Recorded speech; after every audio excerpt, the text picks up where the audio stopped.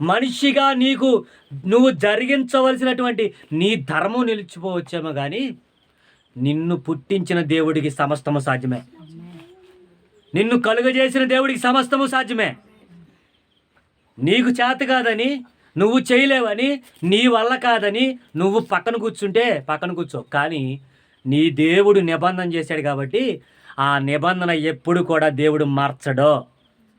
నీ భర్తకు చెప్పాడు, నీకు చెప్పాను, తప్పకుండా నిన్ను ఆశీర్వదిస్తాను, నిన్ను దీవిస్తాను, నిన్ను విస్తరింపజేస్తాను అని వాగ్దానం చేశాను కనుక, ఇది నా పెదవుల్లో నుంచి వచ్చిన మాట కనుక ఆ మాట మార్చడానికి వీలు లేదు. అది నెరవేర్చుదును గాక అన్నాడు. అంతే. చెప్పినటువంటి దేవుడు చెప్పినట్లుగా ఇస్సాకును దేవుడిచ్చాడు, వాగ్దాన పుత్రుని దేవుడిచ్చాడు. ఈరోజు దేవుని వాక్యం వింటున్నటువంటి నా ప్రియ దేవుడు